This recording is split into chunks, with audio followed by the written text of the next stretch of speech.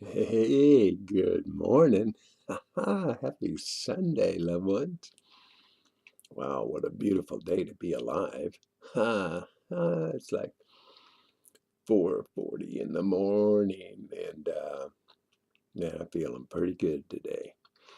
And yesterday got more interesting.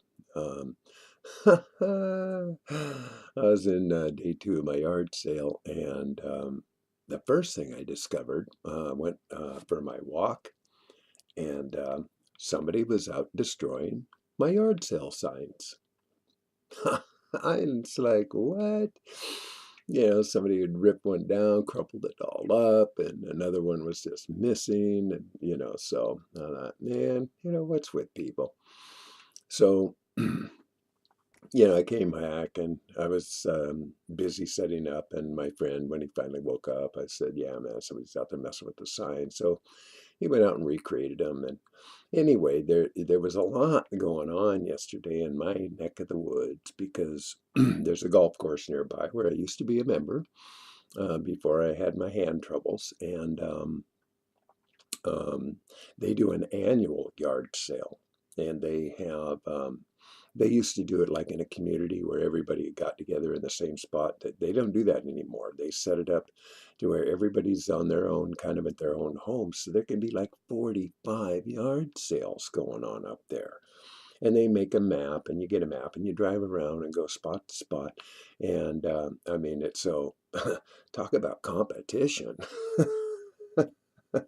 It's crazy.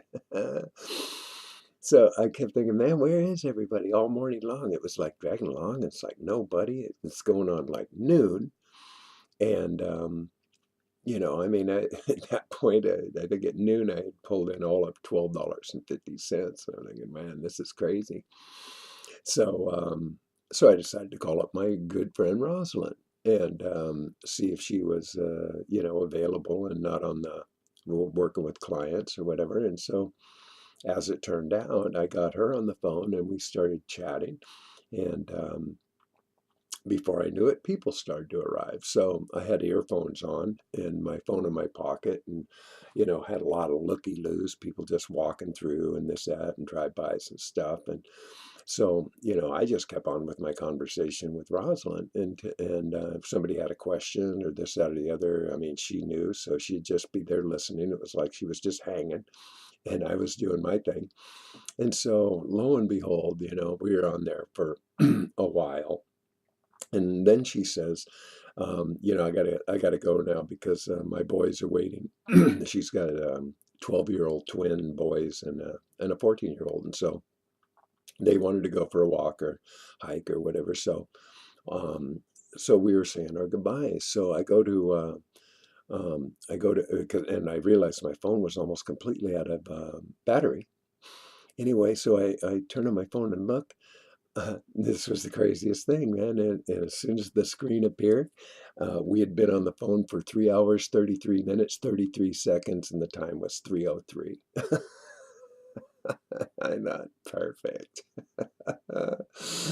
So we ended our call. I plugged in my phone, started charging it, and as it all turned out, I mean, it wasn't like this super big volume day of sales, but I moved a lot of things and managed to add another $100 plus to my kitty.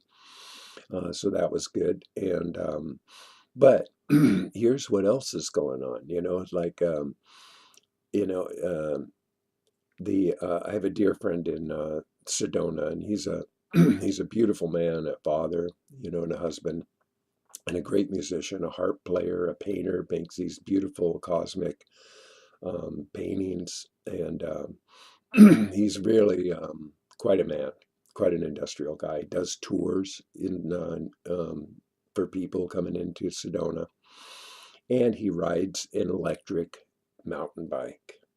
And so he was out on a mountain bike ride yesterday, and he comes back, finds a note on his window. Hey, man. Hey, be a real man. Ride a real bike. And somebody had slashed his tires on his Jeep. And it was like, what? So then I look into I wake up this early morning. I don't know, it's about, I don't know, midnight or one, and I got up for just a little bit and drank some pee. um, and I looked into the Facebook and whatnot, and one of our administrators on one of the groups um, had posted that somebody else had been pulling information, taking it to this weird, I don't know, troll site where they make a mockery of not just us or this or that, or they make a mockery of everything because they have little itty bitty minds. This is what little itty bitty minds do. They haven't got a life. They haven't got a clue. They are so lame and so um, uh, idiotic that they have nothing better to do than laugh at people that make differences in their lives. Okay, so the point is, I'm making all this is that I left Peter a really positive, loving message, and I did the same, to the administrator, to keep a lighter side, about things and know that you're on the right track, being in control. Because see, it doesn't work to buy into it, because if you do, all you're doing is adding more fuel to a fire. Now, see, I've learned this in Pete therapy to really be strong. Because look, we're really a unique breed in urine therapy. We are. I mean, I thought I was a minority before. Good Lord, this one is the biggest minority I've ever been in. But it's one of the most empowered groups I've ever known. All the people I know doing pee therapy, drinking their urine, rubbing their body, doing enemas, whatever, are strengthening themselves. They're empowering themselves. They're becoming better people. They're reversing their aging. They're getting their lives together. They're getting off medications. They're changing everything big time. And that is awesome. Now, people who are incapable of seeing that can't even grasp it. Now, if you look in the historical measure, now I used to go to the peace marches, and I was in one that was with 500,000 people in San Francisco back in the 60s. It was 1968. I was 15 years old, and I hitchhiked to San Francisco from Seattle to participate. Now, there's something really incredibly powerful about being with such an ensemble of people that are chanting, "Hell no, we won't go." Okay, now that has a power. But as soon as that group, all these groups got to Golden Gate Park, where the after rally was, and started taking the stage, it started fragmenting. It started breaking up into groups, and eventually it turned into a bit of violence that ended up with the police coming in and cracking heads. Okay, so the point I'm making about all this story is that if you give it energy, you're only fueling fire.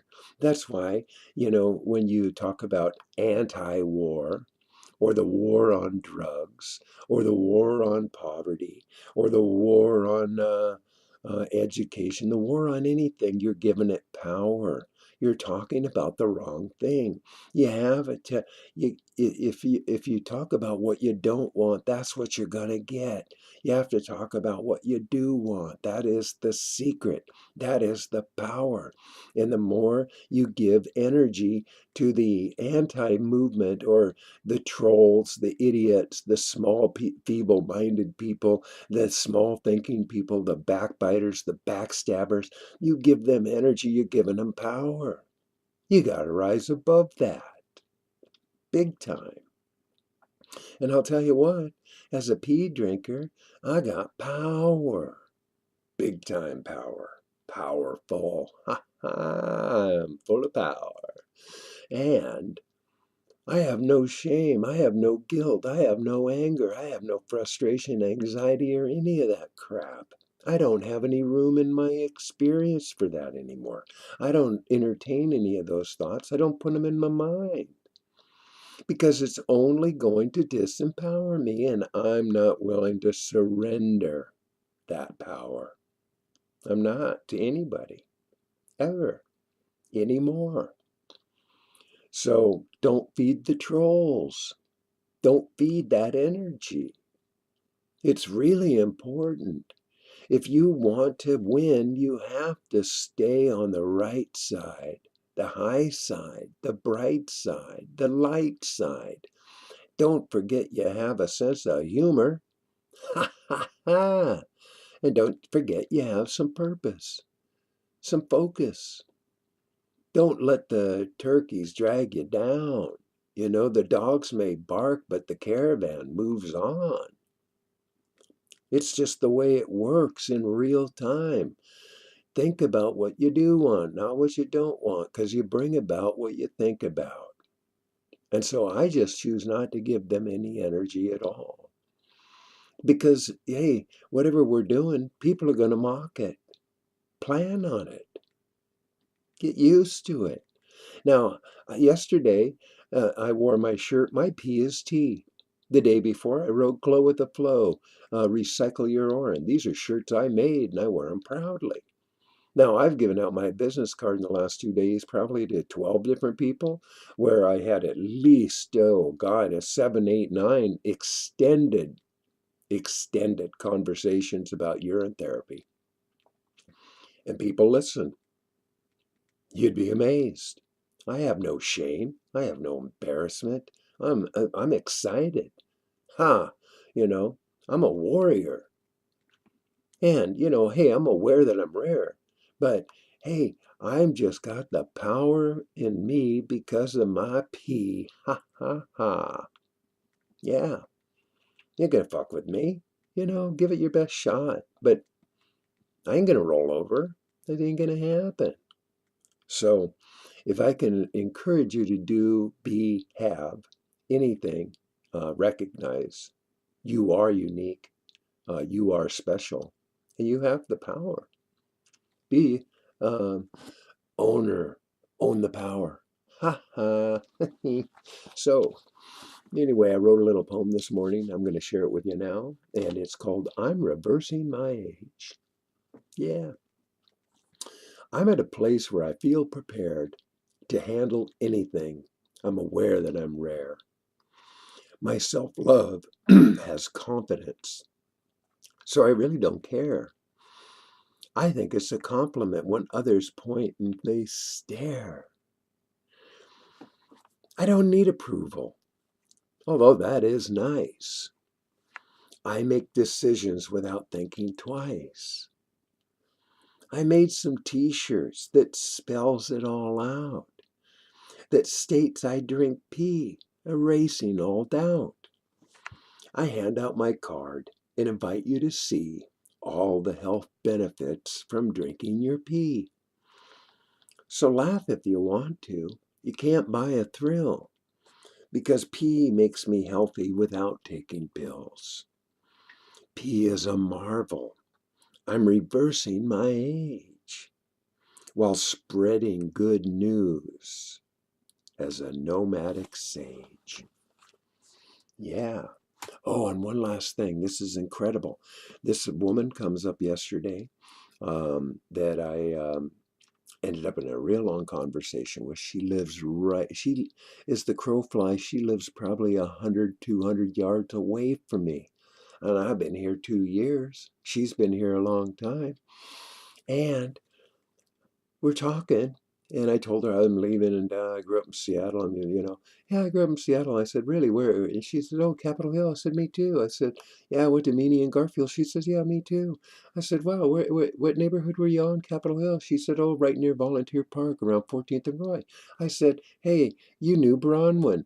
And she goes, she was my best friend. I said, I know. I was married to her.